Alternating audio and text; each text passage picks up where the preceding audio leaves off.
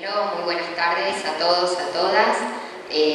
Lo primero que quiero es agradecer a la casa que hoy nos recibe, al Instituto Superior del Profesorado de Rafaela, que es un símbolo de educación de nuestra ciudad, por recibirnos en su auditorio.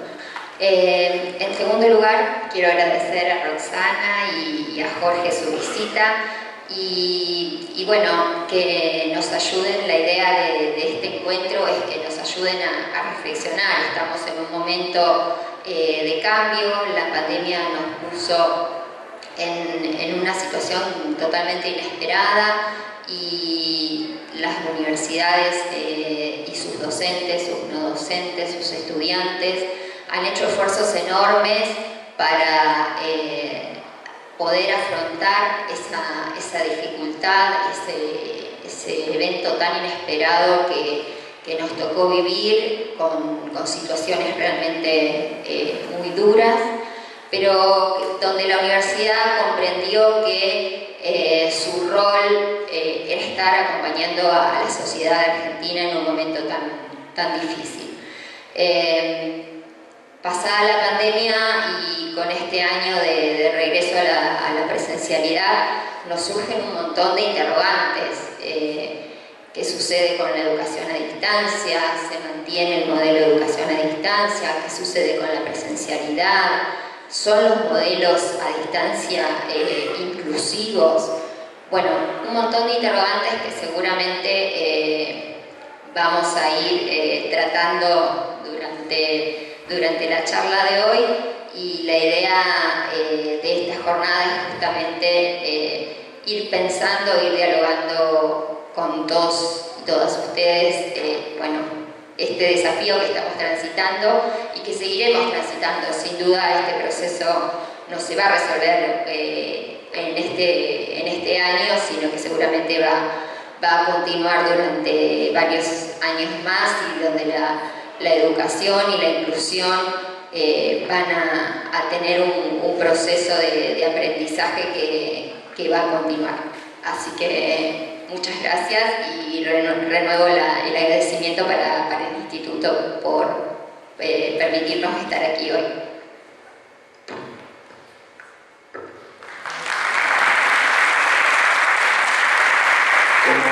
Como una pequeña presentación de Rosana, tenemos que decir que Rosana actualmente es Directora Nacional de Gestión Universitaria, que es un área sustantiva de la Secretaría de Políticas Universitarias. Ha sido secretaria académica de la Universidad Nacional de Entre Ríos, es profesora y licenciada en Ciencias de la Educación, realizó estudios de posgrado en la Maestría de Educación en la Facultad Latinoamericana de Ciencias Sociales y es doctoranda del Programa Interinstitucional en Educación de las Universidades Nacionales de Lanús, 3 de Febrero y San Martín.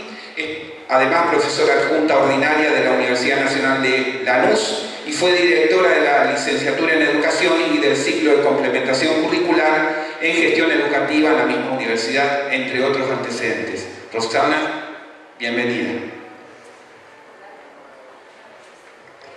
Bueno, muchas gracias a los colegas de la universidad, a los funcionarios, decanos, por supuesto, a la rectora, a la vicerrectora, a Jorge, con quien compartí muchos años de CIN y de ser colegas en las secretarías académicas. Por supuesto al instituto que nos recibe.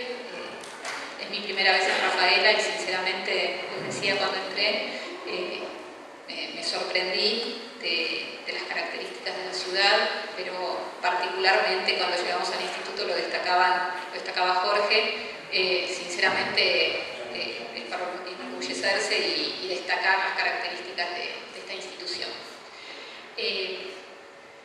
Me tocó ser directora nacional de gestión en un momento muy particular. Apenas asumimos, inició la pandemia, como ustedes saben, tal vez por trayectoria, pero sobre todo por una decisión política de las autoridades del ministerio, en ese momento de quien era secretario de Políticas Universitarias, actual ministro. Los funcionarios de la SPU siempre fuimos somos actualmente docentes universitarios, hemos transitado las universidades y un principio que nos guió fue estar en el proceso de la pandemia al lado de las instituciones, acompañando en lo que fuera posible, necesario por parte del Ministerio.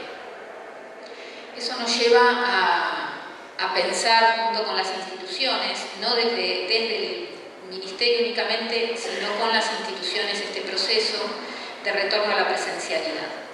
Y hay algunos datos, en los datos que les vamos a presentar hoy, en la reflexión que les traigo para compartir, hay algunos datos que son datos del sistema, que son datos públicos, y en ese registro yo quisiera compartir un poco la presentación de hoy.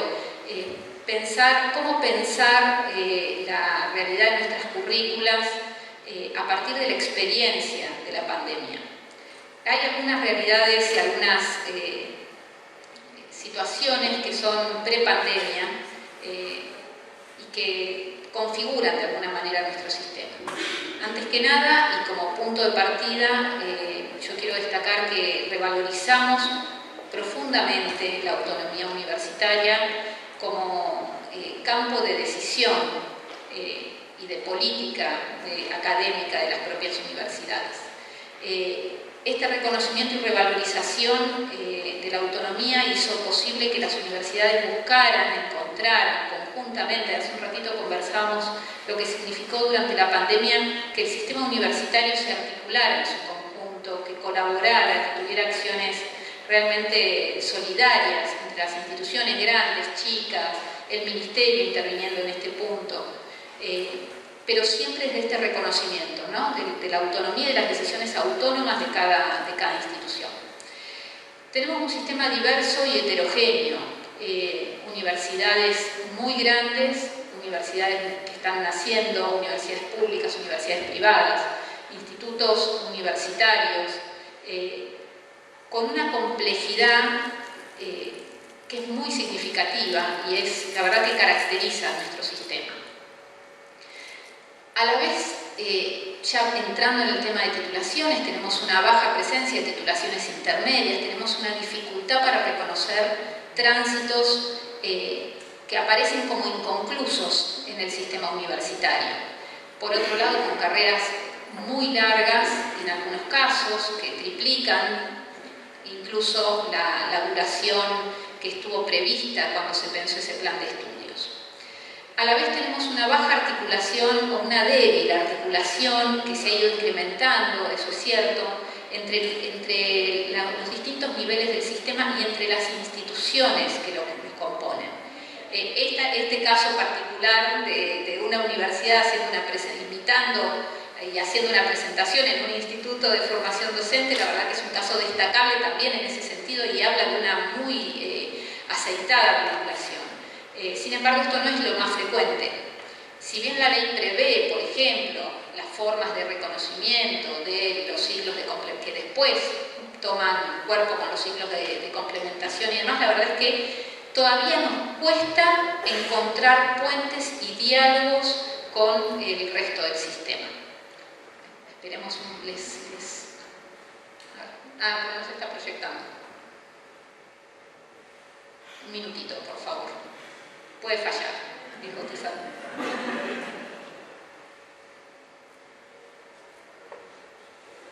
Bueno, yo sigo con algunas cuestiones que están en el Power, si les parece. A la vez tenemos una heterogeneidad y diversidad en las titulaciones. ¿Cómo denominamos a los títulos? ¿Qué se reconocen en esos títulos? Incluso, aunque parezca mentira, en carreras de 43, que son carreras que están reguladas, que son carreras que suponen tener todas las mismas denominaciones.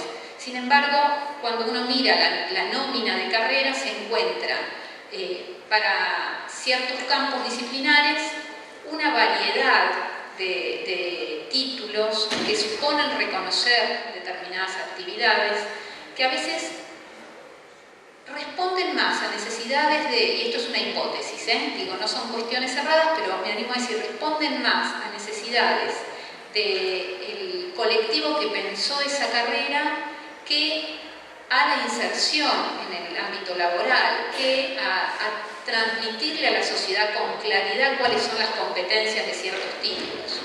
De hecho, tenemos para un mismo título, por ejemplo, la referencia a subcampos, a integración entre distintos campos. Bueno, es un tema que hace muchos años, ya cuando Jorge era director de gestión universitaria, ya lo había planteado, y creo que esto, si bien el sistema lo ha tomado y insistentemente volvemos sobre esta idea de, bueno, ¿cómo titulamos? ¿No? ¿Qué se titula? De hecho, cuando se evalúan titulaciones que llegan como carreras nuevas al Ministerio de Educación, uno de los criterios es revisar si es un título nuevo o es un título preexistente, y por supuesto tiene que estar planteado en la presentación. Tenemos una heterogeneidad muy significativa en la duración de las carreras y una dificultad para definir cuál es el volumen de actividad que se le va a solicitar al alumno para acreditar cada uno de los espacios curriculares.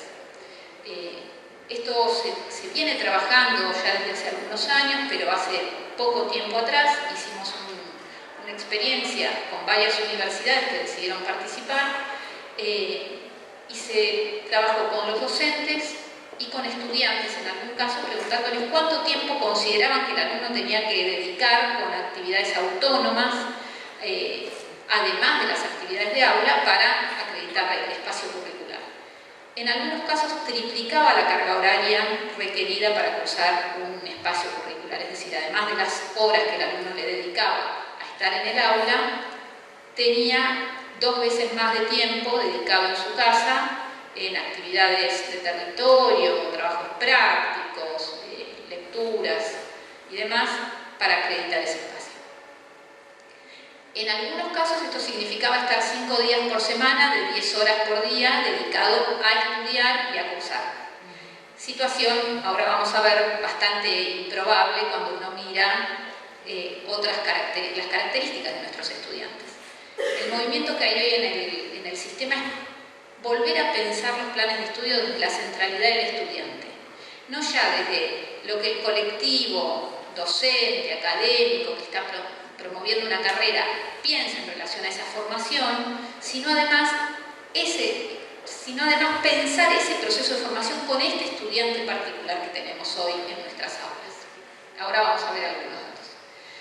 A la vez hay una tradición que hoy está cambiando, probablemente Jorge en un ratito retome este tema, pero había una sospecha, y lo pongo entre comillas adrede, una cierta sospecha sobre las estrategias de virtualización y las actividades a distancia como proceso de formación.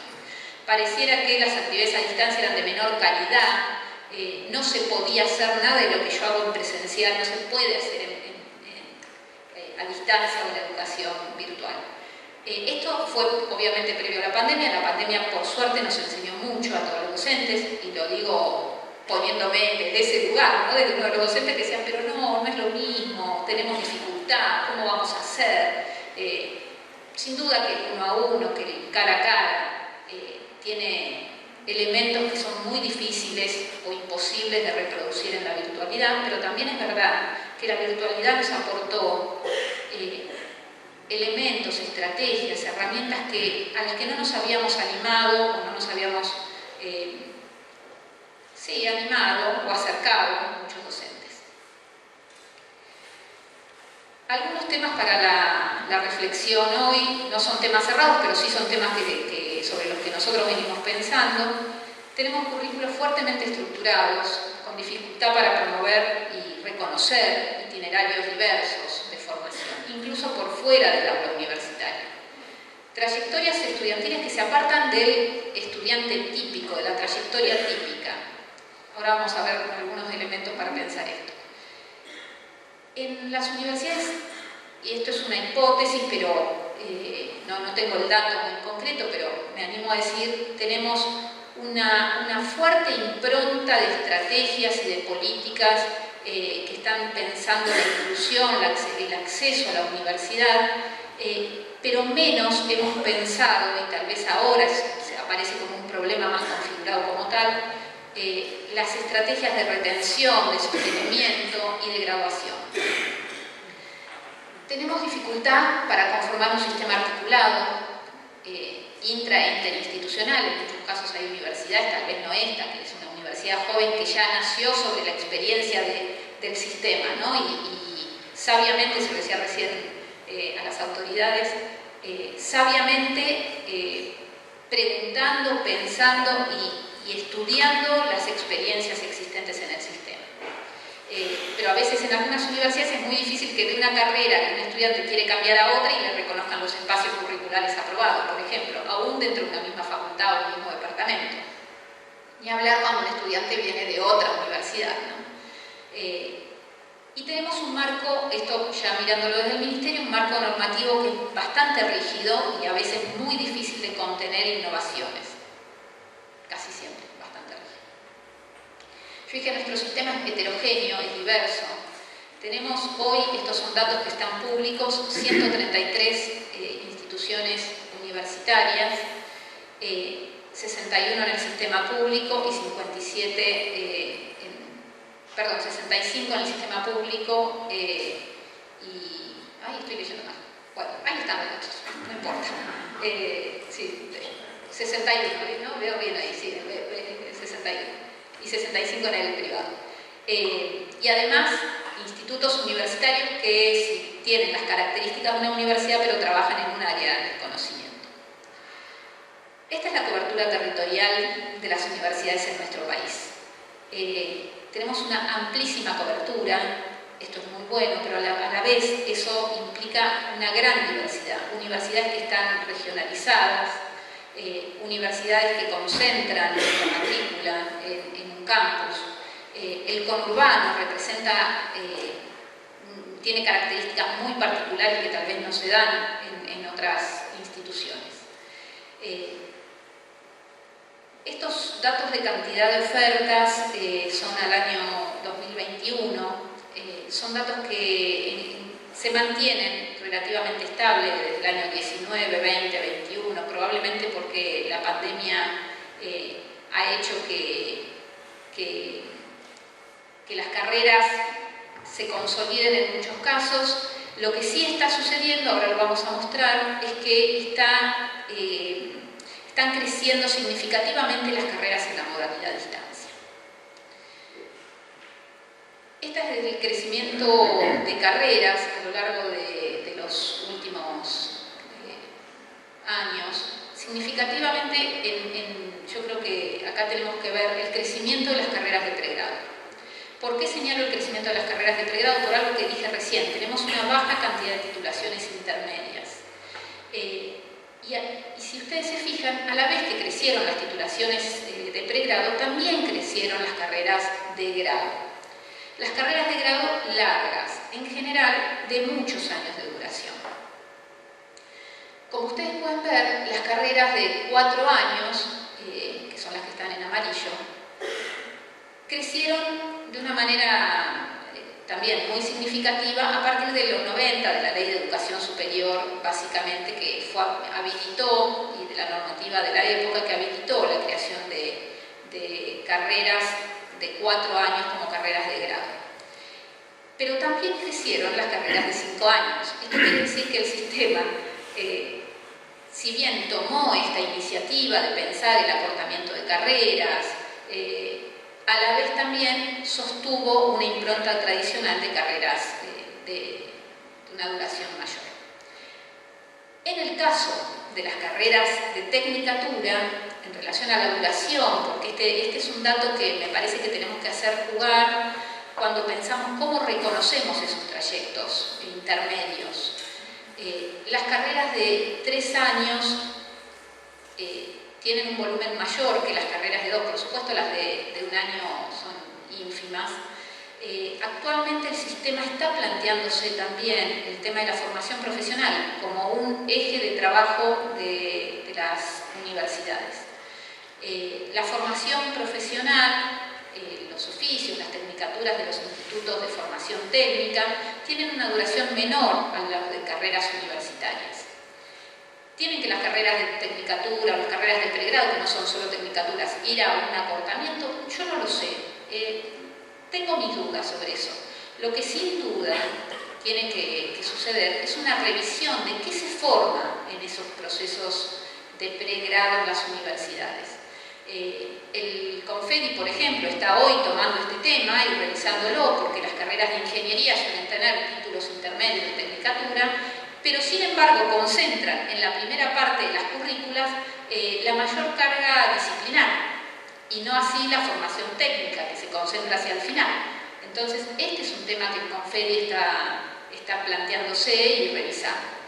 Cosa que me parece muy saludable, porque justamente parte de pensar la centralidad del estudiante en esos procesos de formación. Son estudiantes que se reciben de técnicos y tal vez la formación técnica efectiva, con actividades concretas del orden de la práctica, quedan más relegadas hacia el final de la currícula. Un tema que hoy está en agenda permanente del sistema y que el Consejo Interuniversitario Nacional y el Consejo de Rectores de Universidades Privadas está planteándose, tiene que ver con las modalidades. Y nosotros, como Ministerio de Educación, la Dirección de Gestión Universitaria, acaba de emitir un documento que no es un documento definitorio, es un documento de reflexión, de análisis en todo caso, y de propuesta, pero no es normativo, respecto de esta realidad que hoy tenemos, que son las actividades que combinan presencialidad y virtualidad. Y en qué casos y cómo considerar la presencialidad. El sistema universitario está repensando la presencialidad. La presencialidad es la presencialidad física, o teniendo la posibilidad de interactuar mediante una plataforma, con definiciones en el sistema institucional de educación a distancia, con interacción posible, con garantía de presencialidad para aquellos estudiantes que no tienen dispositivos adecuados o no tienen conectividad. Eso puede ser considerado presencialidad o no.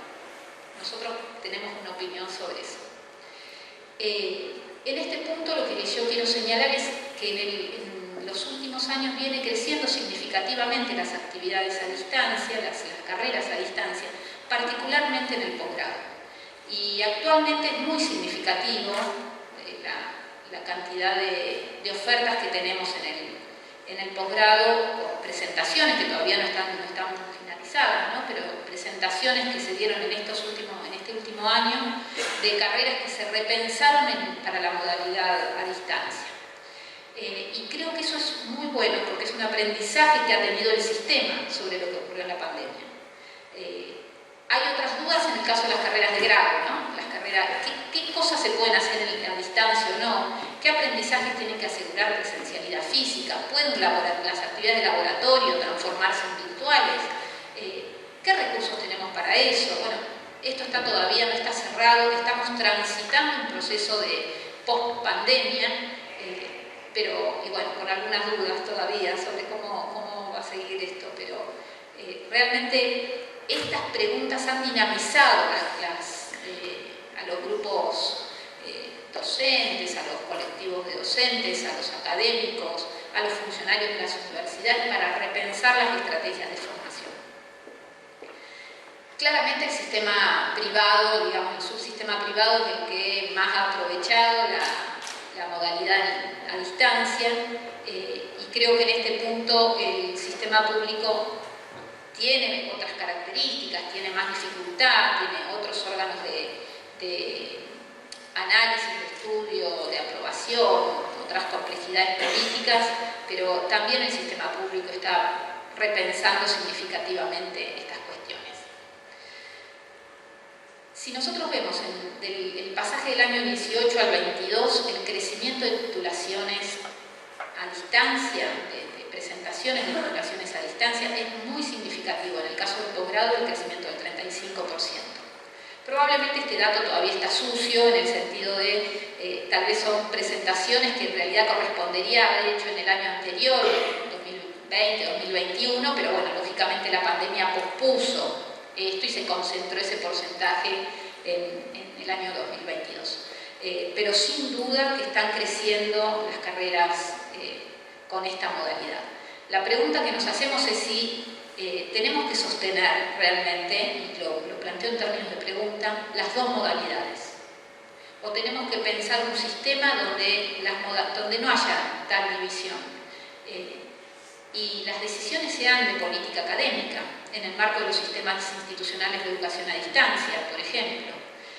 ¿Por qué no tener carreras donde no se distingue la modalidad y puedan alternativamente tener propuestas integradas, combinadas, híbridas, integrales? Estoy usando conceptos que están circulando en el sistema para denominar estas formas que combinan algunas actividades presenciales, algunas actividades virtuales, algunas actividades sincrónicas, otras actividades no sincrónicas.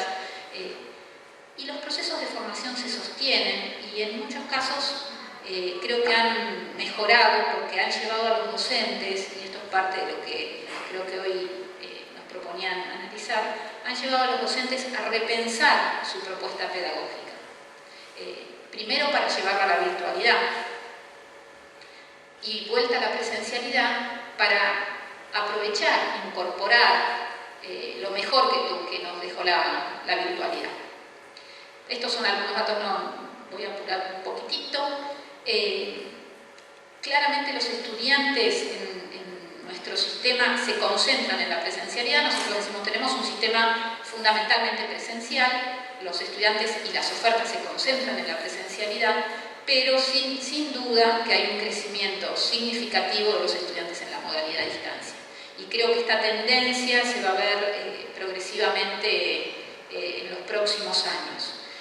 La pandemia lo que también dejó en las universidades, además de muchísimos aprendizajes en términos de gestión, en términos de estrategias pedagógicas y demás, fue la posibilidad de reincorporar estudiantes que habían abandonado las carreras en los últimos años, en los trayectos superiores de los planes de estudio. Estudiantes que ya estaban insertos laboralmente, que tenían familia a cargo y que encontraban en estas propuestas virtuales la posibilidad de culminar, y de hecho en algunos casos han recuperado muchísimos estudiantes y han graduado muchos estudiantes con estas estrategias. En relación a esto que estoy diciendo y la centralidad del estudiante que estamos tratando de plasmar, es interesante pensar que nuestros planes de estudio están pensados para 4 o 5 años, como yo les mostraba, mayoritariamente para carreras de 5 años. Ahí hay que mirar, obviamente me pueden decir ustedes, bueno, no es lo mismo una carrera que está regulada, una ingeniería, medicina, abogacía, ciencias económicas, que una licenciatura de las ciencias sociales que tienen mayor flexibilidad. Por supuesto que esto hay que mirarlo y hacer un atravesamiento, una lectura por disciplina. Pero no obstante eso, este dato, que es un dato agregado para el sistema, lo que sí nos pone en evidencia es que tenemos egresados que en el tiempo teórico solamente 25 de cada 100 logran culminar su carrera. Y esto nos está diciendo muchas cosas y nos hace preguntar muchas cosas respecto a las trayectorias. Las universidades lo vemos como un problema. Las universidades están empezando a pensar qué pasa, a entrar a esta caja negra, ¿no? Porque no es solamente que el estudiante abandona, a veces no abandona, a veces ralentiza su trayectoria. Hay varias universidades que están haciendo estudios de trayectoria que son muy complejos, ¿no? El sistema está aprendiendo a hacerlo también, sobre todo cuando tenemos currículas cerradas por año. Pero la verdad es que hay muchas cuestiones que atraviesan esto, que tienen que ver con las características de nuestros estudiantes.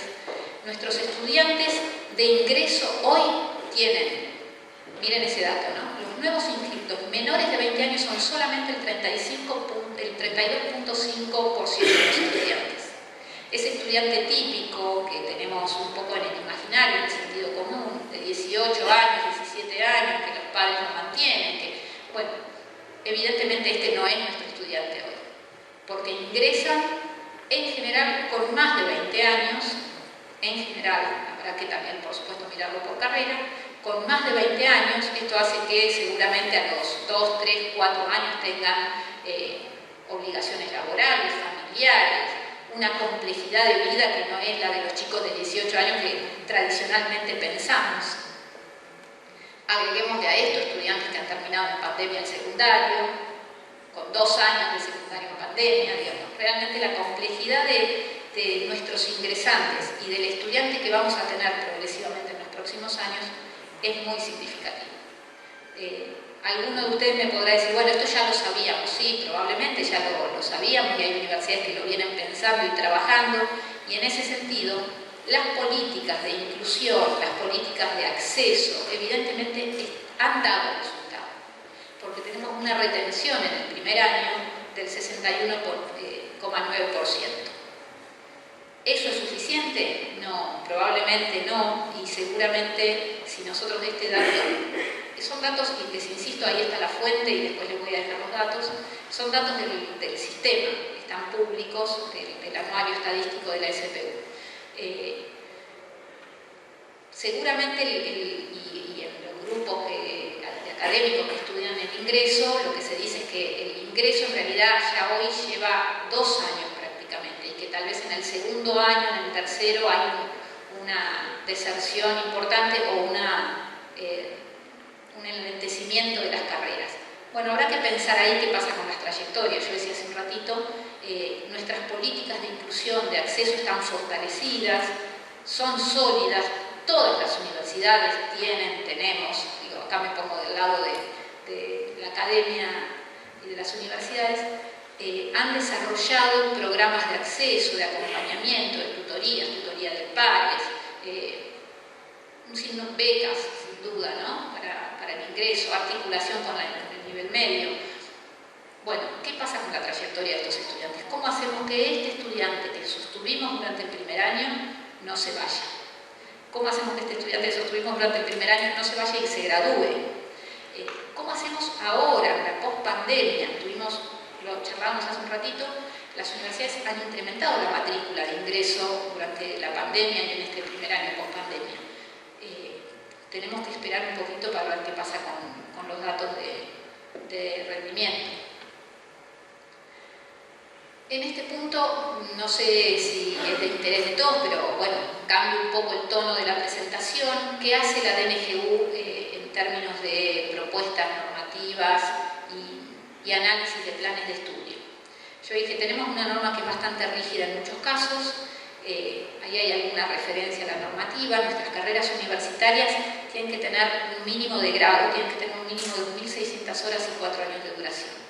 Por supuesto están los ciclos de complementación que articulan, no voy a entrar en ese detalle, y el pregrado un mínimo de 1.400 horas y 2 años. Recuerden que yo les dije, cuando miramos el pregrado, tenemos muchas carreras, a pesar de que la normativa habilita 1.400 horas y 2 años, muchísimas carreras de 3 años y arriba de 1.800 horas, que son prácticamente por pocas horas más una carrera de grado. A la vez tenemos una normativa de la opción pedagógica a distancia. Esa normativa tiene algunas características, ahí está puesta la norma y está pública en el digesto. Ofrece algunas definiciones sobre ambas modalidades, qué constituye una carrera de grado a distancia o de posgrado a distancia y qué para una carrera presencial. Esto tal vez no es el momento ahora de revisarlo porque estamos transitando este proceso de reflexión en el sistema respecto de las propuestas curriculares, pero sin duda que sí el sistema está pensando sobre la presencialidad, cómo redefinirla, como decía hace un ratito, y cómo pensar las características que a efectos de la normativa va a tener. Regula los porcentajes de carga horaria y se fijan límites entre los planes de estudio y las actividades que se pueden realizar en la virtualidad para configurar si un plan es presencial o un plan es a distancia. Cuando un plan de estudios tiene más del 50% de actividades a distancia, y sincrónicas o no importa, la norma plantea esto, son carreras a distancia. Nuestro sistema hoy, lo comento por si no lo saben, exige que los planes de estudio presenciales y a distancia sean planes de estudio gemelos. No pueden ser distintos. porque la formación es la misma, los alcances de esos planes, las actividades profesionales que van a desarrollar los futuros graduados tienen que ser las mismas. La diferencia es la modalidad. Sin embargo, hoy, para esto, para un mismo plan de estudio, con los mismos espacios curriculares, los mismos contenidos mínimos, las mismas condiciones de ingreso, los mismos alcances, emitimos dos resoluciones técnicas del Ministerio, una para distancia y otra para presencial. Esto es una cuestión normativa que hay que revisar, tuvo un sentido en su momento, tal vez ahora podemos pensar que esto es distinto. Hay una condición, sí, que tienen que tener las carreras a distancia, que es tener institucionalmente el sistema de educación a distancia aprobado. Esa aprobación pasa por CONEAU, no tiene una serie de instancias de evaluación de calidad. La norma también plantea características del CIET, de este Sistema Institucional de Educación a Distancia, e introduce algunas modificaciones en la normativa del posgrado que no viene al caso que detallemos ahora. ¿Qué hace el Ministerio con esto? No lo voy a detallar ahora para ser más breve, pero lo importante y lo novedoso en este punto es que nosotros estamos planteando que las actividades presenciales, cuando tienen ciertas características, las actividades combinadas, híbridas, integrales, a distancia, pueden ser parangonables a la presencialidad, y esto también lo dice CONEAU, si se cumplen algunas condiciones. Las condiciones que deberían cumplirse es la sincronía. Para ser consideradas presenciales, ¿no? Actividades para ser consideradas presenciales deberían ser sincrónicas, deberían permitirle al estudiante interactuar con el docente y con el resto de los estudiantes que están en el aula de manera similar a la que se podría dar en un espacio físico común. Debería tener garantía de presencialidad. Si un estudiante no tiene dispositivo, si un estudiante no tiene conectividad, si el dispositivo que tiene no se adecua a las características del contenido que están trabajando, la universidad debería asegurarle poder ir a una sede de la institución, interactuar con el resto de los compañeros, tener apoyo del docente. La universidad debería además asegurar la formación docente de los equipos docentes que están trabajando en estas modalidades combinadas, híbridas, integrales. En ese sentido, para nosotros, estas carreras o estas actividades, para ser más precisas, estas estrategias deberían ser consideradas presenciales.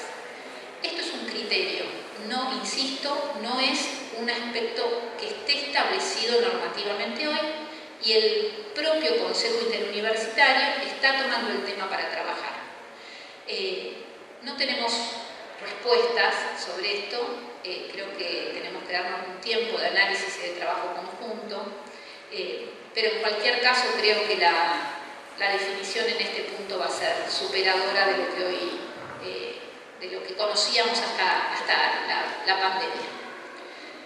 En este sentido, y estos temas me parece que nos llevan a pensar algunas cuestiones que todavía hoy están abiertas en el sistema, las estamos transitando, no las tenemos cerradas ni definidas ni normativamente establecidas, y ahí están un poco señaladas algunas de ellas, ¿no? Revalorizamos la capacidad de respuesta que tuvieron las instituciones frente a la pandemia.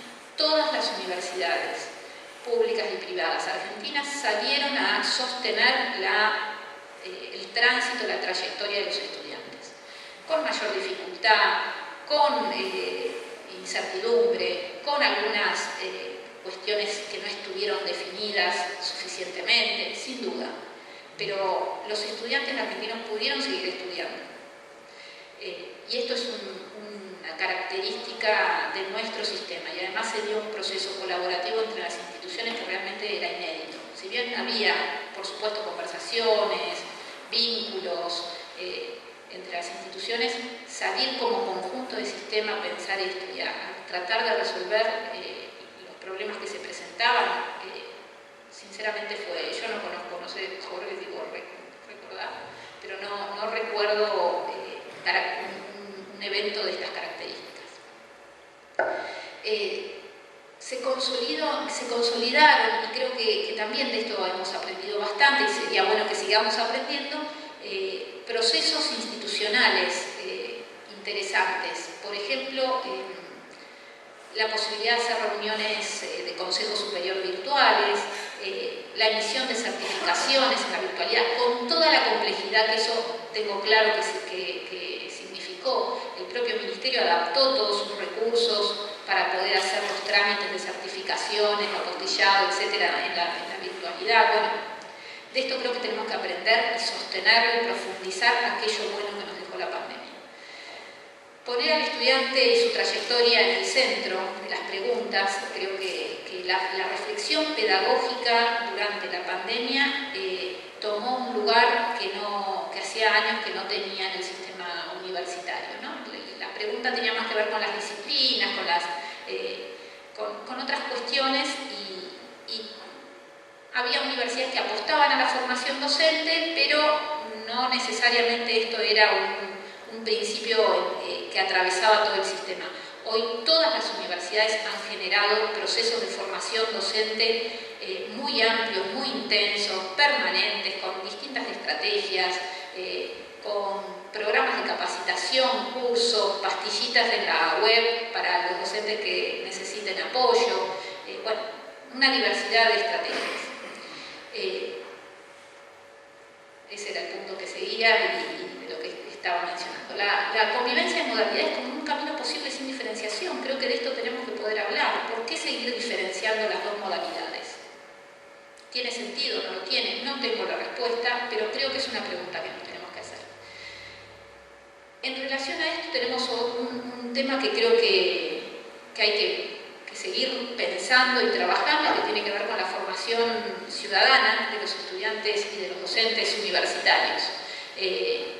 Tal vez en la presencialidad no era una definición, bueno, vamos a formar a los estudiantes como actores prioritarios, como ciudadanos universitarios, o tal vez sí, depende de cada universidad y de las características de la institución, pero sin duda esto en la virtualidad presenta otra complejidad.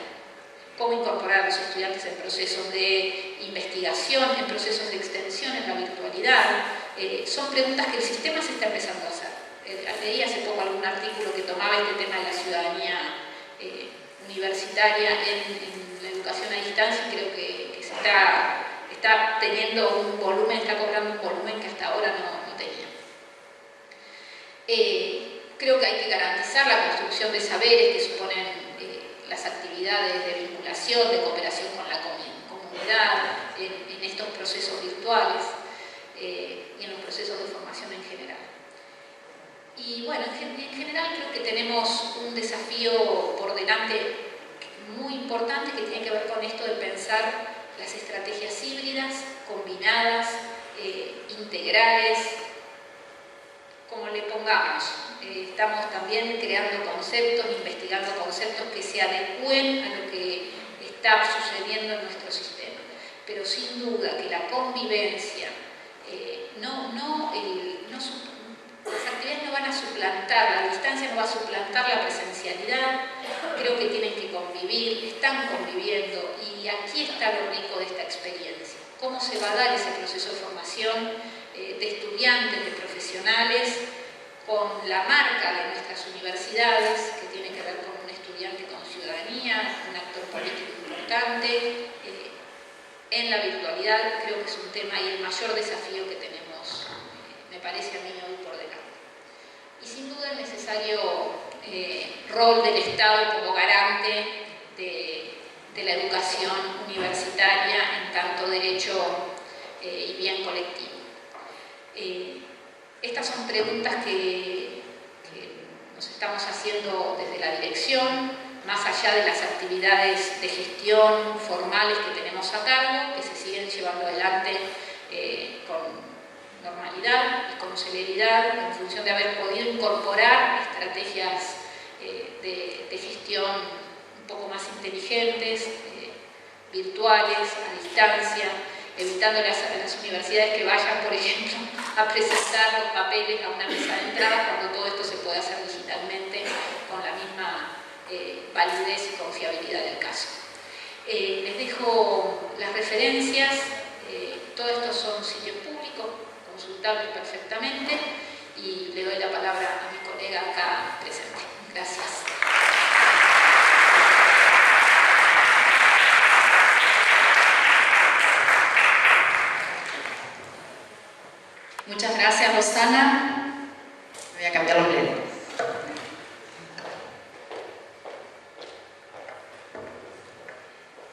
Bueno, ahora nos va a dar su palabra Jorge Steinman, que es asesor de la Dirección Nacional de Gestión Universitaria y pedagogo especializado en didáctica en la educación superior. Es profesor para la enseñanza primaria, profesor y licenciado en Ciencias de la Educación, magíster en didáctica y doctor en educación.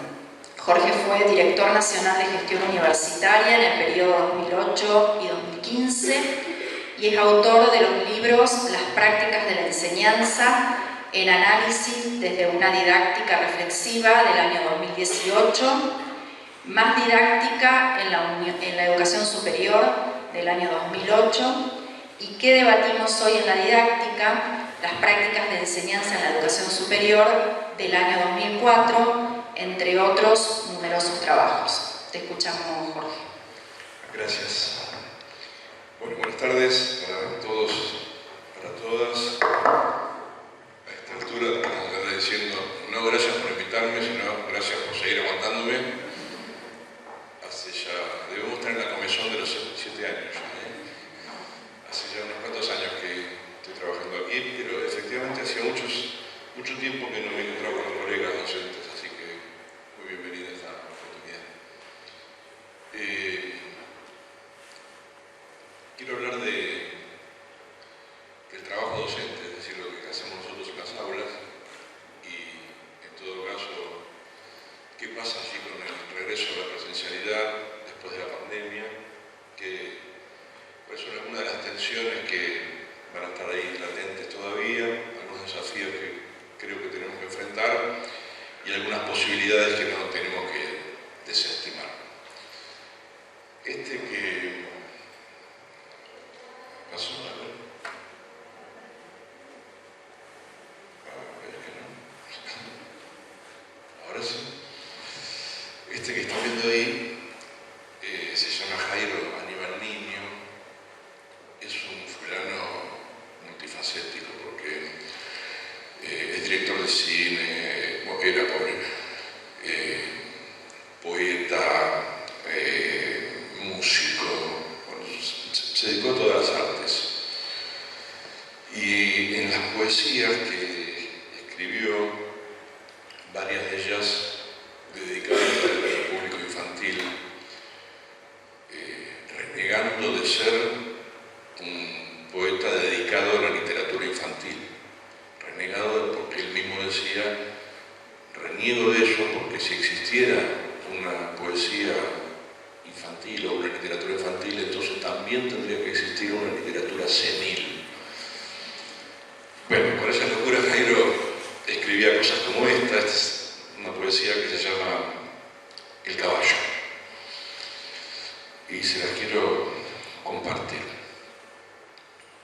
Dice así, miren, ¿qué tiene en el bolsillo? Un caballo. No es posible, niña tonta. Tengo un caballo que come hojas de menta y bebe café.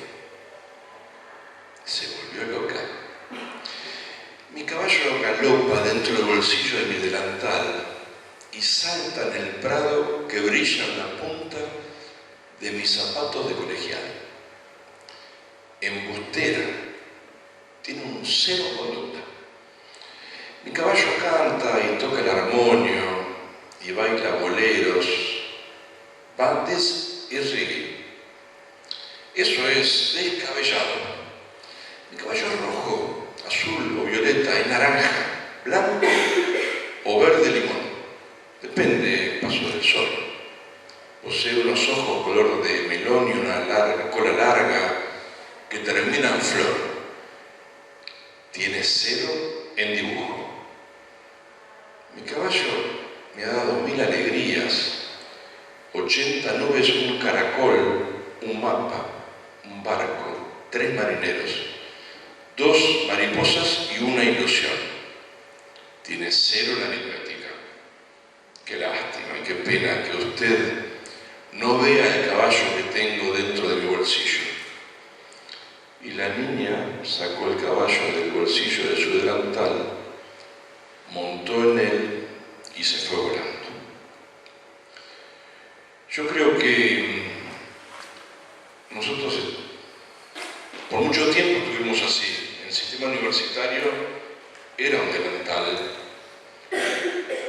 la virtualidad un caballo de color.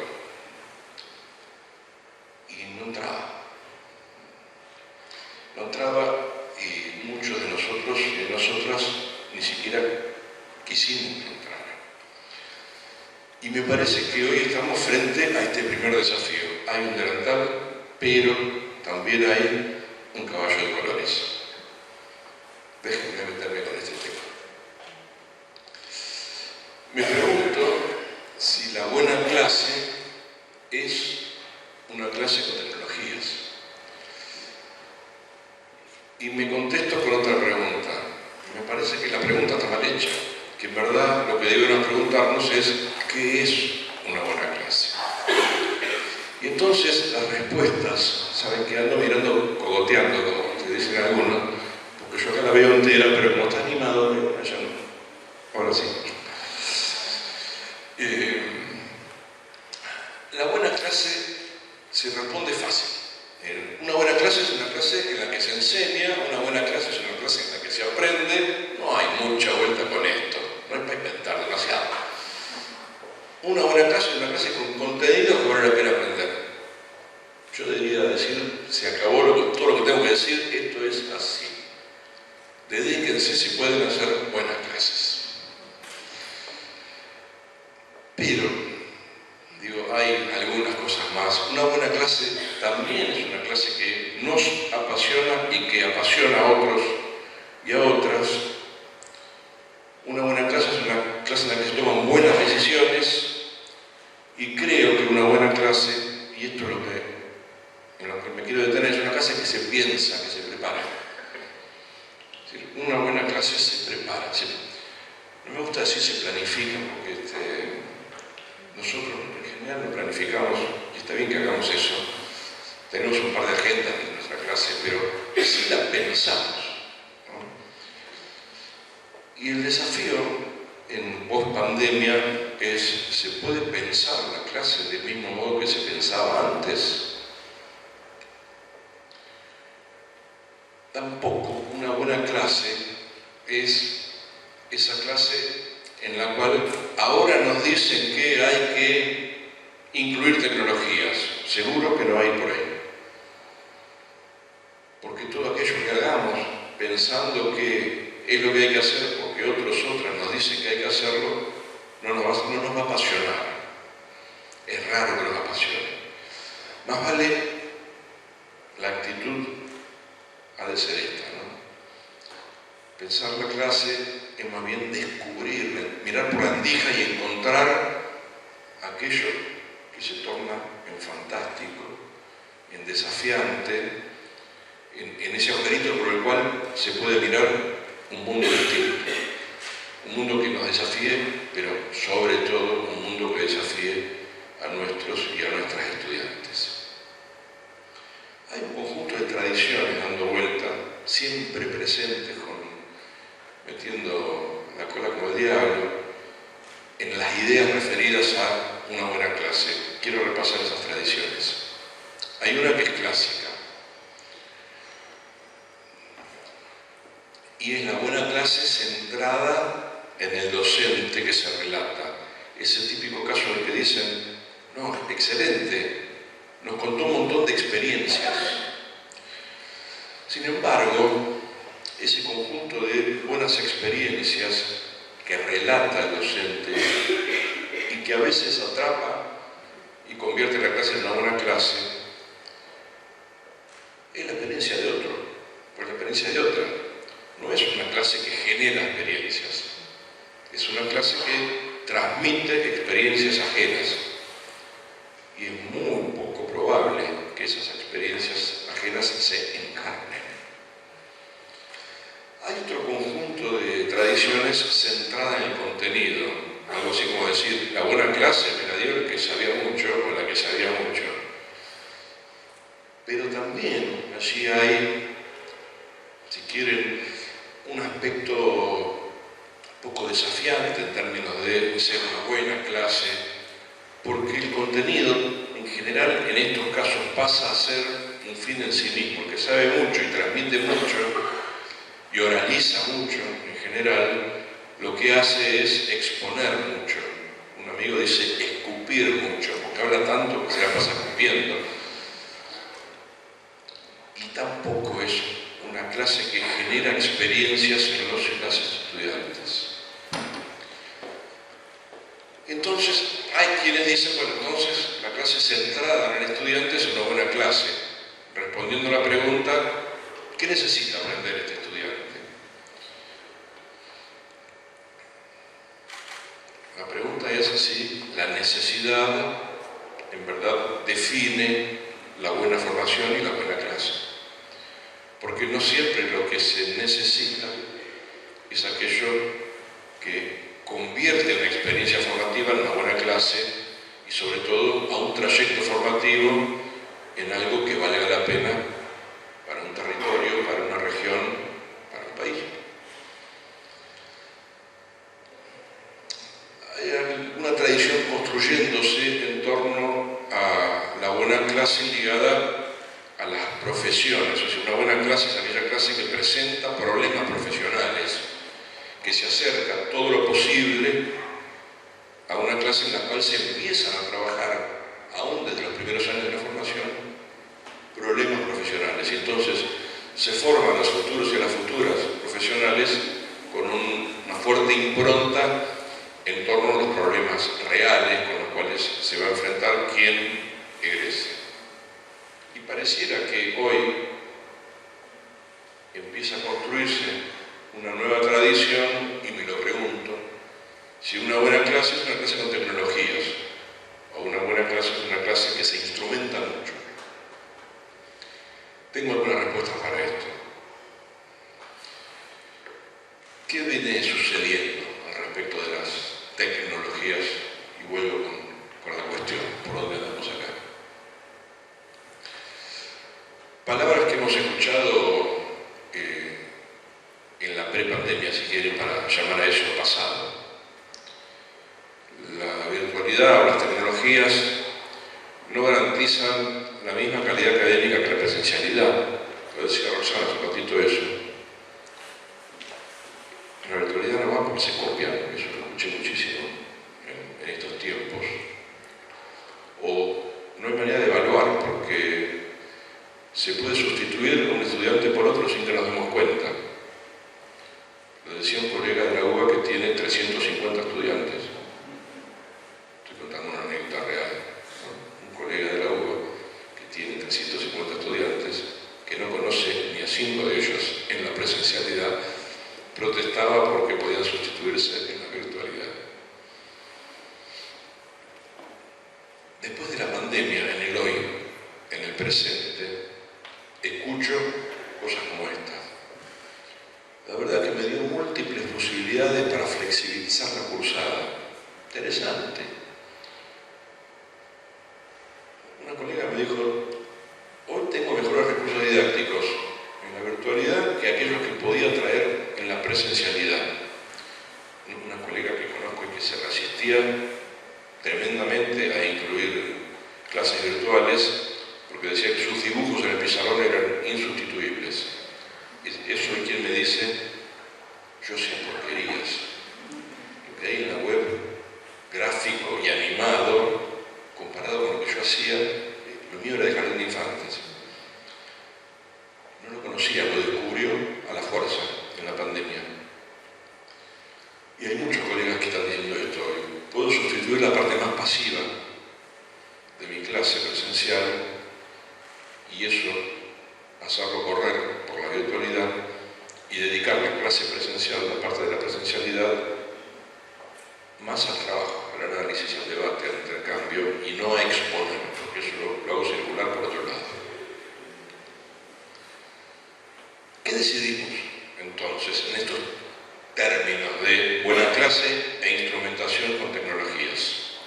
En este juego de un pasado en donde todo parecía ser dudoso y en un presente en donde ya muchos vienen diciendo para que acá hay algo. Déjenme detenerme 2 minutos en esto. Porque quiero meter el tema de la tecnología en la lógica de las decisiones que nosotros tomamos para la clase y meterlas en un buen lugar para intentar contestar esa pregunta respecto a si las tecnologías comienzan a hoy construir una tradición de buena clase. Y una buena clase puede ser una clase que tenga tecnologías. Yo digo que tomamos decisiones en dos niveles. Una primera tanda de decisiones que me gusta llamarla la progresión del sentido. Me acerco a la idea de la progresión porque creo que nosotros vamos como construyendo nuestra clase en nuestra cabeza, la vamos pensando y la vamos construyendo a medida que la pensamos. Y que las decisiones más relevantes que tomamos, no que son en este orden, pero que sí en orden de relevancia, tienen que ver con asignarle un sentido pedagógico a la clase, es decir, una razón por la cual decimos esto que voy a enseñar hoy, o esta clase que voy a presentar hoy, vale la pena. Puede ser una buena clase. Porque vale la pena. Digo, eso va a tener para los otros y las otras, mis estudiantes, sentido. No va a ser una obligación, no va a ser una imposición, no va a ser un contenido más de los contenidos que hay que enseñar y aprender, sino que va a ser una clase vívida, una clase que va a valer la pena. Y eso solo es posible cuando nosotras, le encontramos sentido a la clase y podemos transmitir un sentido de la clase. En segundo lugar, las decisiones de primer nivel relevantes que tomamos se refieren también a las categorías conceptuales, o si quieren, al desagregado de contenido, para decirlo más fácil, ¿no? Nosotros decimos, hoy voy a enseñar X tema, contenido, pero eso después decidimos desagregarlo de una determinada manera. O sea, decidimos en ese tema un conjunto de contenidos de menor amplitud, de conceptos, si quieren, categorías conceptuales, que conforman, que lo bordan, si quieren, ¿no? Que constituyen el libreto de la clase.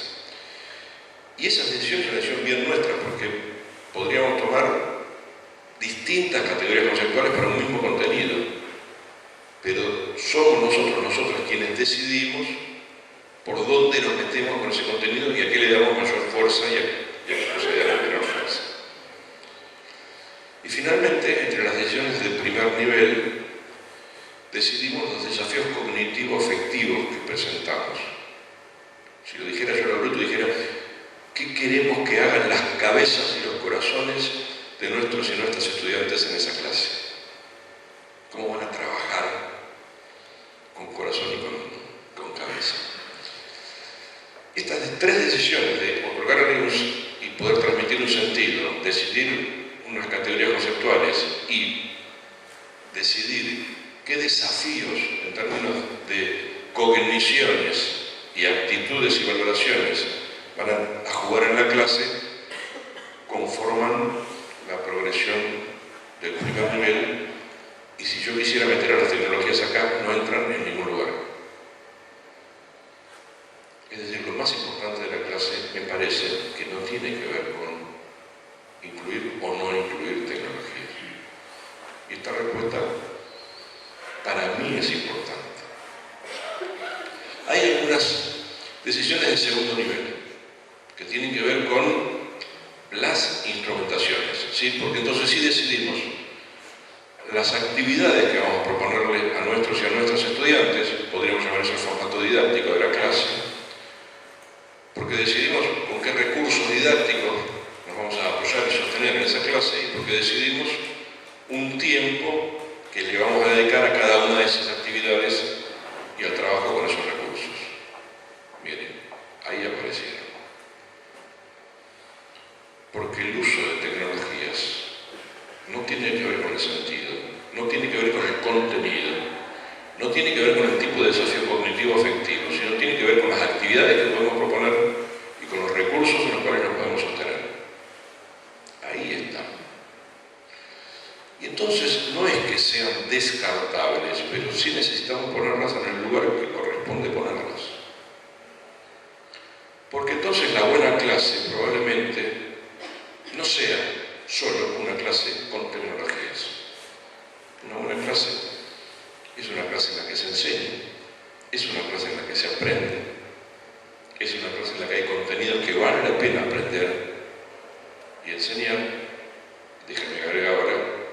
clase que tiene sentido pedagógico.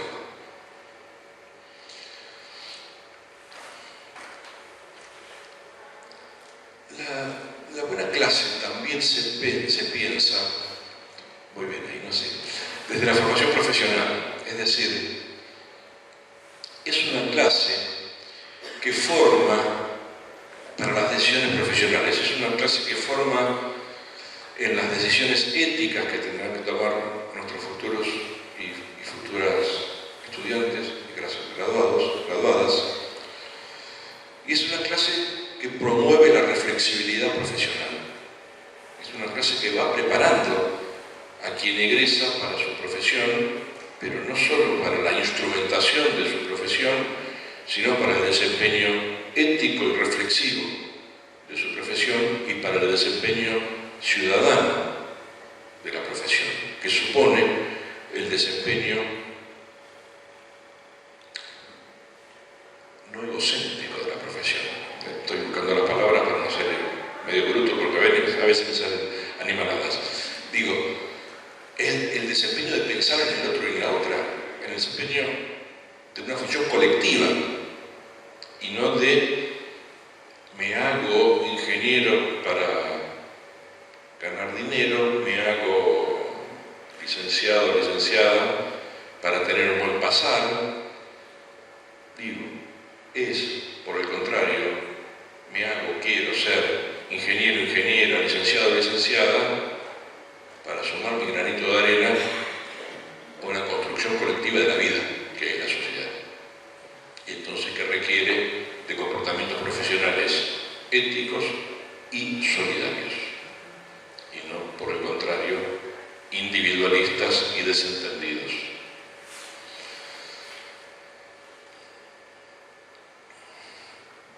Pensar entonces la buena clase en este contexto de pospandemia, en un mundo en el cual, en un mundo universitario, digo, en el cual no podemos prescindir de las tecnologías. ¿Qué quiero decir? Que la buena clase no es necesariamente una clase que se define por las tecnologías que usa, pero que en el mundo que estamos viviendo, y sobre todo en la pospandemia, no es posible ya prescindir de la tecnología para enseñar. Porque ya no existe más ese profe, esa profe, que llega a un aula con una tiza o un fibrón, que escribe en un pizarrón o en una pizarra, y que habla, y que habla, y que habla, y que habla. No existe más porque nadie más soporta eso. Y porque eso es ciertamente sustituible con mucha facilidad. Tampoco existe más eso de decir, las clases solo se dan acá. El que puede venir viene, el que no puede venir no viene. Porque hoy podemos dar clase acá y allá a la vez. Porque podemos tener aulas híbridas, integrales, mixtas, combinadas, como se llamen, en donde haya un grupo de estudiantes teniendo la clase cara a cara y otro grupo de estudiantes teniendo la clase a través de tecnologías. Porque ciertamente estamos viendo que en esas materias de los últimos años, en donde hay menos estudiantes, una clase sincrónica tiene cero distancia con una clase presencial. Es exactamente igual, porque son pocas. Ese mundo cambió. Esas evidencias, esa empiria de evidencia, nos presenta un desafío que no podemos desatender, y en ese sentido digo, el mundo universitario no puede prescindir de las tecnologías. Entonces hay un conjunto de decisiones respecto a la presencialidad y a la virtualidad que tenemos que tomar, que podemos tomar, pero que no podemos tomar desentendiéndonos del contexto institucional, porque tampoco podemos tomar decisiones solos y solas al respecto de qué hago con la virtualidad. Yo no puedo decir, yo no vengo más a la hora de clase no vengo más, ahora doy clase sincrónica, porque trabajamos en una institución. El primer ámbito de decisión al respecto es el encuadre que tenemos que hacer dentro del CIED. Lo que no está previsto en el CIED no lo podemos hacer. Y entonces amerita cambiar el CIED si es necesario también.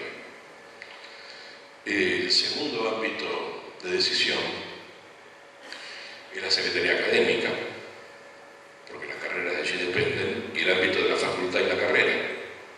Y en todo caso, recién en tercer lugar, el ámbito de decisión es la unidad curricular. Quiere decir que, digo que tiene que estar las decisiones que tomamos respecto a cómo introducimos en nuestra unidad curricular virtualización y espacios no presenciales, tiene que estar consensuado en el ámbito constitucional,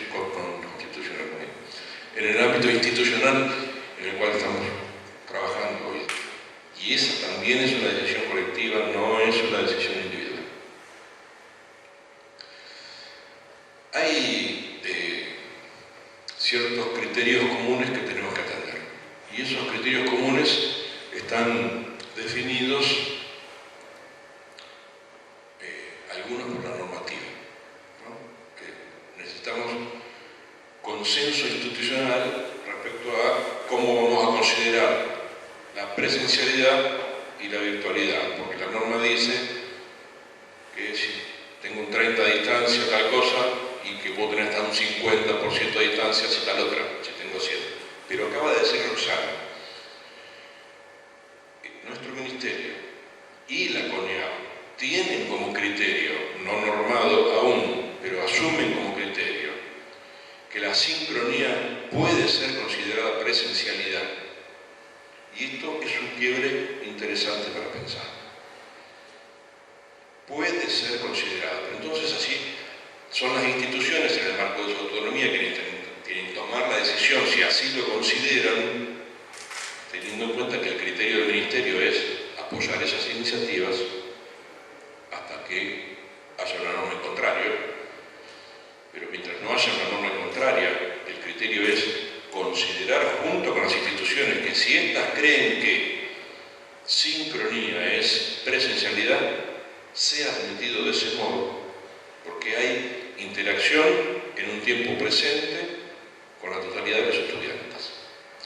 El segundo criterio para esto es clave, es que deben tomarse estas decisiones garantizando que todos y todas las estudiantes y los estudiantes dispongan la posibilidad de subirse al carro que estoy echando a correr.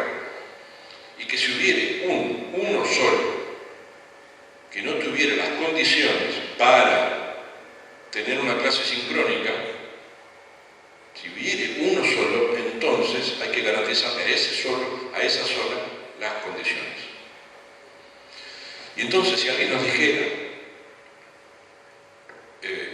no tengo dispositivo, y si alguien nos dijera, no tengo suficiente dinero para pagar la Wi-Fi libre, y si alguien dijera, en ese horario no puedo hacer sincronía, porque me estoy corriendo del horario de clase, supongan, que podría ser una alternativa, si alguien dijera eso, debemos garantizarle las condiciones para que tenga un dispositivo, tenga Wi-Fi, pueda tener su clase en el horario que corresponde a la clase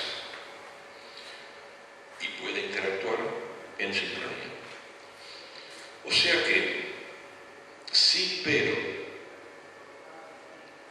institucionalmente podemos empezar a mezclar cosas y decir hago una y una, hago mitad y mitad, hago en vez de 4 horas 2 y 2, todo eso es posible. Solo que es posible no solos y solas, es posible en decisiones de conjunto. Y es posible garantizando que nadie, pero nadie, nos quede afuera. Tenemos que tomar decisiones también pensando que, lo decía Roxana hace un ratito también, no podemos perder de vista que un estudiante tiene que construir ciudadanía universitaria. Y entonces, que en todo caso habrá que pensar si no podemos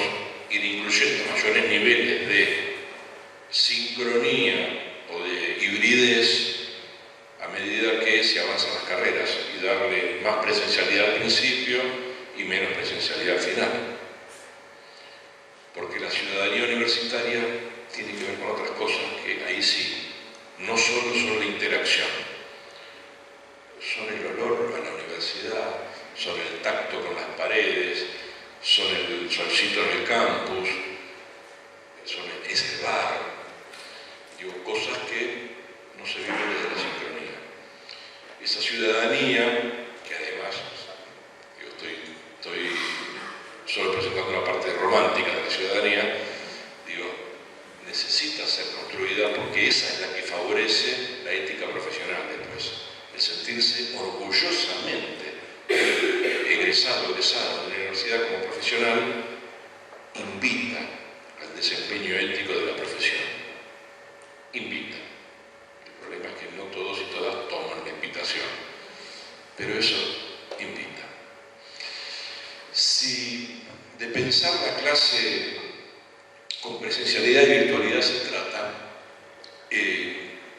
las alternativas, miren, no son tantas, ¿no? Porque yo podría pensar, un modelo es, no, acá se da todo presencial, clásico. Otro modelo es, doy solo presencialidad y tengo apoyo virtual con la plataforma. Entonces tengo una plataforma donde está la bibliografía, donde cuelgo los trabajos prácticos, pero las clases son presenciales. Hay un tercer modelo que sería una bimodalidad alternada, es decir, doy algunas clases presenciales y otras virtuales, algo así como decir, hoy es presencial, la semana que viene hacemos clase sincrónica, la otra vuelve a ser presencial, la siguiente sincrónica. Hay una bimodalidad que podríamos llamar recurrente, que es, doy una parte de la clase presencial y una parte virtual. El ejemplo que les daba hace un ratito, ¿no? Lo que ya no podemos hacer, es decir, bueno, doy 4 horas de clase, 2 son mi teórico, que yo expongo, y 2 hacemos algo. Bueno, esas 2 horas donde yo expongo, las mando a la virtualidad, porque hoy es tan fácil eso. Prendo el Zoom, el Meet, cualquiera de ellos, me autofilmo haciendo el teórico, lo subo a la plataforma y que mis estudiantes lo vean las cuantas veces se les dé la gana. Y vengan a la clase con el teórico visto. Y entonces, no es necesario exponer en la clase, llama clase invertida eso. No es necesario exponer porque ya expuse, porque ya se vio, y la clase es para consulta, para intercambio, para trabajo, para análisis de situaciones, para análisis de problemas, pero no para relatos, no para relatos de contenido. Bimodalidad recurrente. Podemos tener, por el contrario, una cursada más virtual que presencial. Hacemos una presencial al principio, una presencial en el medio, una presencial al final, y todas las demás son sincrónicas. O podemos tener una virtualidad absoluta. Solo clases sincrónicas o solo clases en plataforma. La sincronía la estoy presentando casi como un ineludible porque estoy asimilando presencialidad con sincronía. Pero, digo, no es educación a distancia lo que estamos presentando acá, sino la inclusión de tecnologías virtuales en el marco de la presencialidad. La educación a distancia sigue siendo educación a distancia, como fue siempre.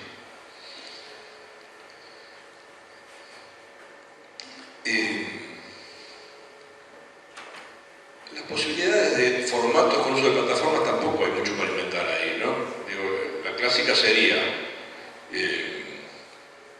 apoyo de la plataforma con repositorio de bibliografía y recursos de complementación para tareas, para foros, para pequeños intercambios. Todos estamos haciendo eso antes de la pandemia ya. El teórico filmado, lo que les decía recién, y subido a la plataforma con clase presencial solo para trabajar, o toda una clase virtual colgada en la plataforma. En esos 3 modelos se mueve esta lógica de las posibilidades de formatos con uso de plataformas. Entonces, digo, para cerrar, si bien, ante todo, no es una cuestión de formatos ni de tecnología, sino de sentido pedagógico, tal como les decía recién. Yo creo que lo que no podemos dejar de considerar es que tenemos que poder ver, no ver, sino de poder ver que hay un caballo en el bolsillo del delantal. Y que hay. Y en todo caso, acompañar el vuelo, ¿no? Porque la niña sacó el caballo del bolsillo del delantal, montó y se fue volando. Y me parece que el desafío que se nos está presentando es ese. Nos vienen diciendo, che, el caballo está, dale, subite y volá. Gracias.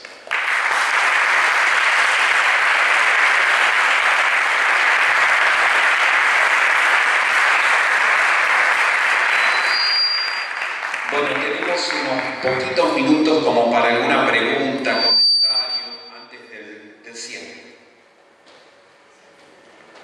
Micrófono abierto.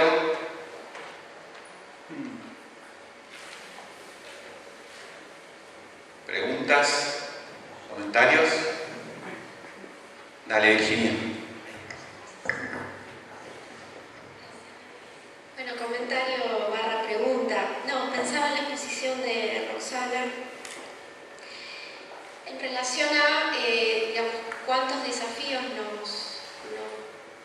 qué desafíos nos puso la pandemia, poder pensar ahora estos formatos más integrados, que es una cuestión que venimos charlando en nuestra carrera, en la licenciatura en educación. Y pensaba también que, en cierto modo, hay una tendencia a pensar, que creo que es el punto quizás más problemático, que la flexibilización de los regímenes a partir de la posibilidad de virtualizar algunas actividades, hacer más flexibles los regímenes académicos, por sí mismos ayudan a la permanencia de los estudiantes y al acompañamiento de las trayectorias, pero en otras situaciones, y sobre todo creo que tiene que ver con lo que marcaba Jorge, en los primeros años de la universidad nos encontramos, al menos yo en otra institución donde trabajo, que en una materia de segundo año, donde los estudiantes recién se están socializando en la vida universitaria, esta flexibilidad no funciona de la manera que uno esperaría. Porque por ahí notamos que se sienten bastante perdidos, no pueden organizar todo el material que tienen en el aula, esa multiplicidad de ofertas o posibilidades que se abren. Entonces ahí me parece que bueno, es una cuestión a pensar, ¿no? ¿Cómo plantear esta mayor flexibilización, quizás o integración? ¿Cuáles serían los momentos apropiados de la etapa o ciclo universitario? Y hay, bueno, esto como una reflexión, ¿no? Porque a veces en algunas instancias la mayor flexibilización, y me pasó particularmente en una universidad donde hace pocos años se cambió el régimen académico, donde el cursado ya no es obligatorio, sino que lo deciden los estudiantes, y nos estamos encontrando en primer y segundo año con que nos cuesta mucho más acompañar esas trayectorias, porque es como que, lo digo vulgarmente, se caen más rápido del cursado. Entonces, ahí quizás hay un aprendizaje institucional que hacer y demás, pero digo, es una cuestión a pensar. Y por otro lado, en esto de pensar la centralidad de la trayectoria del estudiante, hace 100 años creo, John Dewey planteaba, ¿no? No hay un debate entre el niño y el programa escolar, sino que es una cuestión conjunta.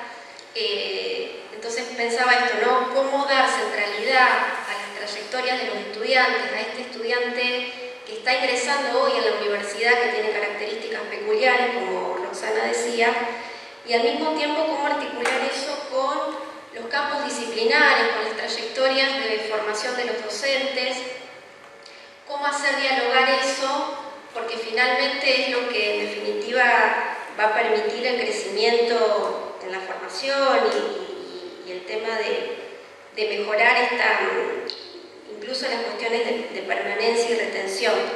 Me parece que quizás yo al menos identifico esos dos desafíos. Por un lado, cuán flexibilizar los formatos de enseñanza en la universidad, en qué ciclos son posibles, en cuáles no, o en cuáles menos.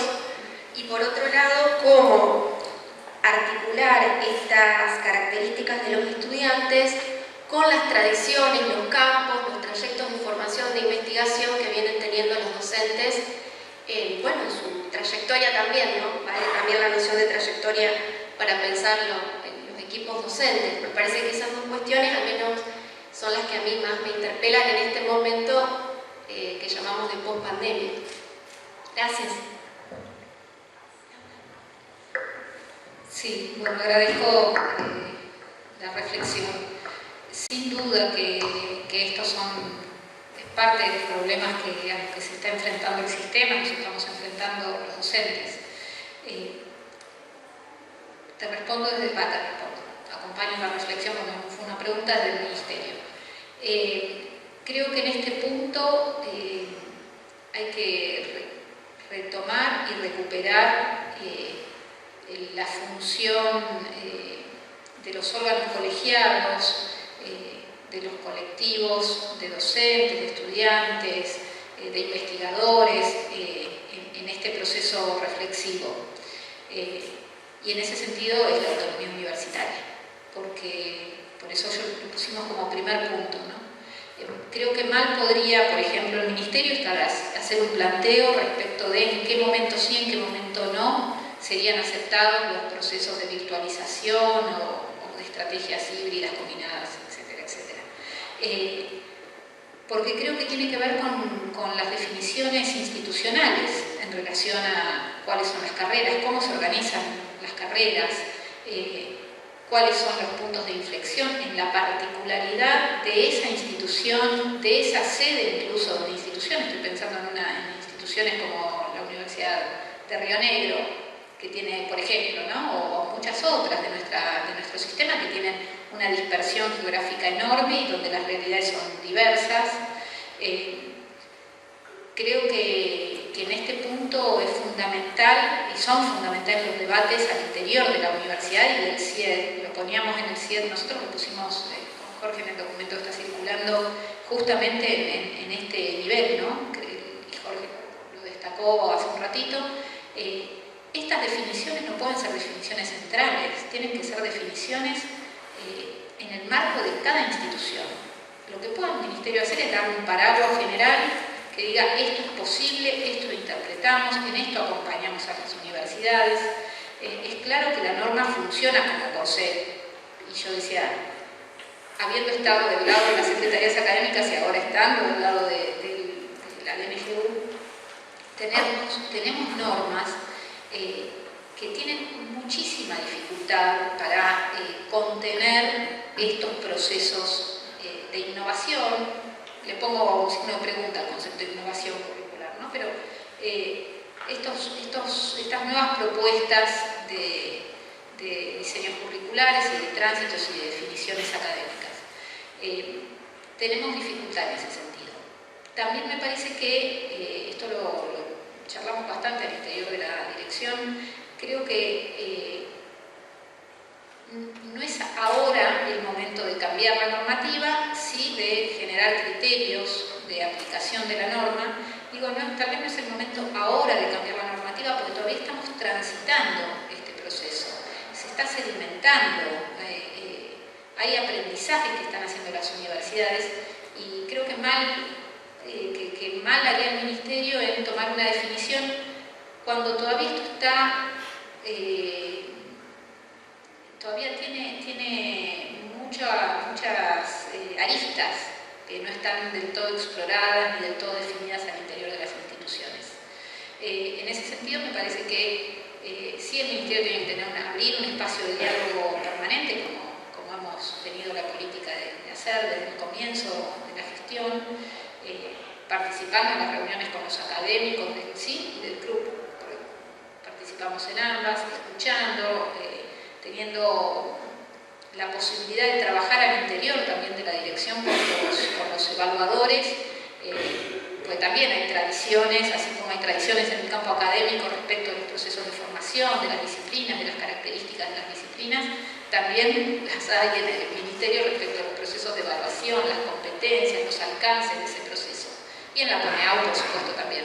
Entonces, creo que poder pensar conjuntamente este momento y hacia dónde va el sistema y tener una mirada de largo plazo, porque si algo nos ha mostrado la pandemia es que ese nivel de certidumbre que teníamos, evidentemente hoy es poroso. Si no ha desaparecido, por lo menos es poroso, ¿no? Es más lo que no sabemos hacia dónde vamos que lo que sabemos. Pero creo que ese es el camino, tener una escucha atenta, ágil, la posibilidad de diálogo entre las instituciones y con las instituciones. Creo que es el camino. Y me parece que esto que señalás, yo le decía, bueno, yo señalé esto que tenemos estudiantes mayores de 20 años en su mayoría, que además transitaron en muchos casos los últimos años de la escolaridad secundaria en pandemia. Es el momento, Jorge lo señaló con claridad, es el momento de los primeros años, cuando estamos preguntándonos por la formación ciudadana, por la formación en cuestiones de los valores universitarios, éticos, de los estudiantes. Los primeros años es el momento para incorporar estas estrategias. Yo me hago la misma pregunta que te haces vos. Con el colectivo docente que tenemos, porque fuera de los procesos de formación que se han profundizado, se han consolidado positivamente, ¿no? En muchos casos, bueno, el colectivo docente tiene las características que tiene, las tradiciones que tiene. Creo que tenemos que darnos un tiempo, y eso es lo más importante, no esperar definiciones taxativas, definitivas hoy. Creo que tenemos que poder movernos en un ámbito de mayor flexibilidad y de escucha atenta.